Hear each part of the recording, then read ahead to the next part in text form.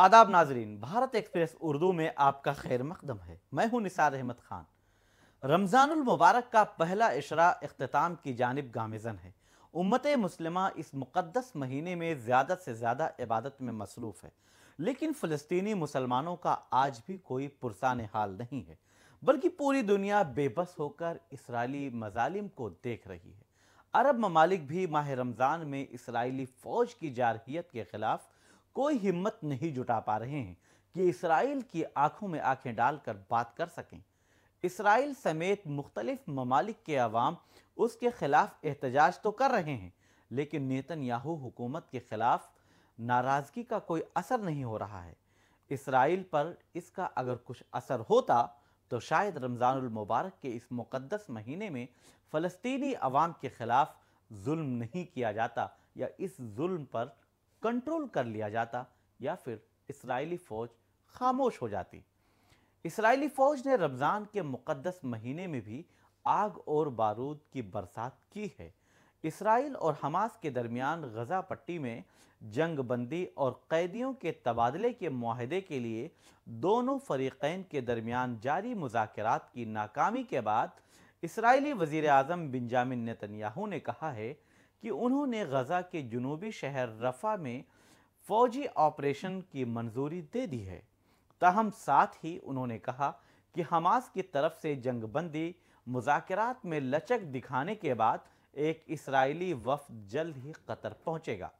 Hamas और Israel के दरमियान जंगबंदी की कोशिश करने वाले कुछ सालिसों का ख्याल है कि कैदियों के तबादले के हवाले से हमास के मुतालबात में लचक और मुस्तकिल जंगबंदी के मुतालबात को तर्क करने के बाद दोनों के मौक़िफ़ को करीब कर दिया है। वॉल स्ट्रीट जर्नल के मुताबिक इस तनाजुर में मिस्री हुक्काम और हमास के एक ओहदेदार ने कहा कि हमास ने अपनी पोजीशन में नरमी बरती है। सालिसी करने वाले कुछ ममालिक ने इस पर दबाव भी बढ़ाया है और धमकी दी है कि अगर वो गज़ा में तहरीक के रहनुमाओं को राज़ी करने में नाकाम रहे तो उसके मुतअद्दिद ओहदेदारों को दोहा से निकाल दिया जाएगा।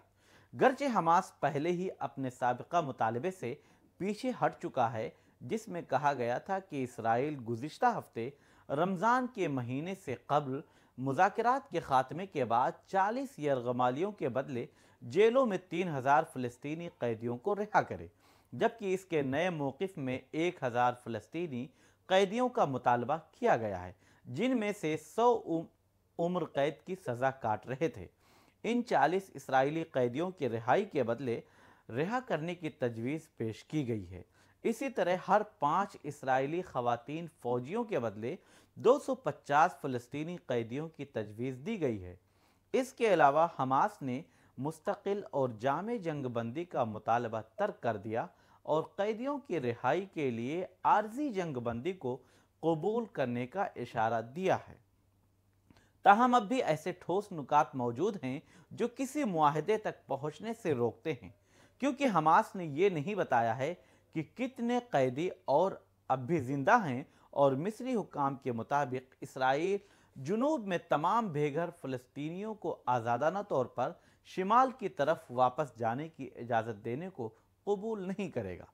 नीज़ तल अबीब ने लड़ाई की उम्र के मर्दों को वापस आने की इजाज़त देने से इनकार कर दिया, जबकि हमास का मुतालबा है कि पूरे ख़ानदानों को पट्टी के शिमाल और मरकज़ में अपने घरों को वापस जाने की इजाज़त दी जाए।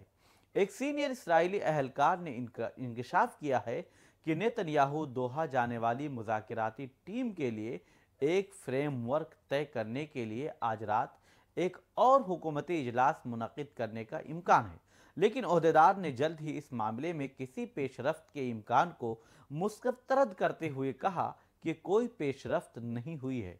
उन्होंने मज़ीद कहा कि इसराइल किसी भी सूरत हाल के लिए तैयार है। उनका इशारा रफ़ा की तरफ था, जहां लाखों बेघर फ़लस्तीनी मौजूद हैं। इसके अलावा उन्होंने वजाहत की है कि काबीना के इजलास के बाद इतवार या पीर के रोज़ मोसाद के सरबराह डेविड बार्निया की क़यादत में इसराइली मुज़ाकराती टीम कतर जाएगी।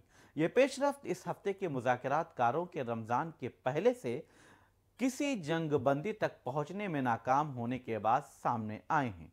اس سے قبل حماس نے ثالثی کرنے والے ممالک قطر، مصر اور امریکہ کو غزہ میں جنگ بندی کی نئی تجویز پیش کی ہے، جس میں فلسطینی قیدیوں کی آزادی کے بدلے اسرائیلی یرغمالیوں کی رہائی بھی شامل ہے۔ اسرائیلی یرغمالیوں کی ابتدائی رہائی میں خواتین، بچے، بوڑھے اور بیمار یرغمالیوں کو شامل کیا جائے گا، جس کے بدلے میں 1000 یا 700 قیدیوں کی رہائی ہوگی۔ بہرحال ایک بار پھر غزہ اور اسرائیل میں عارضی جنگ بندی کا امکان پیدا ہوا ہے۔ اب دیکھنے والی بات یہ ہوگی کہ اسرائیل اور حماس کی طرف سے کتنی لچک دکھائی جائے گی۔ دونوں کے درمیان جنگ کا سب سے زیادہ نقصان فلسطینی عوام کو ہو رہا ہے۔ ہو سکتا ہے کہ رمضان کے مبارک اور مقدس مہینے میں ان کی غیرت جاگ جائے اور جنگ بندی ہو جائے، لیکن اب یہ جو پیش رفت ہے اس پر پوری دنیا کی طرف سے دباؤ بھی ہے۔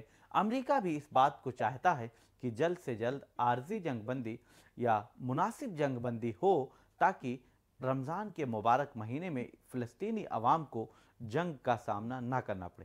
بہرحال اب اگر ایسا ہوتا ہے، اسرائیلی فوج کی غیرت جاگتی ہے یا پھر عرب ممالک کی طرف سے کوئی ٹھوس قدم اٹھایا جاتا ہے اور اسرائیل کو جنگ بندی کے لیے راضی کیا جاتا ہے، تو یہ ایک خوش آئند بات ہو سکتی ہے اور اس کی 1-2 دن میں خوشخبری آنے کا بھی امکان ہے۔ آپ دیکھتے رہیے بھارت ایکسپریس اردو اور مجھے دیجیے اجازت۔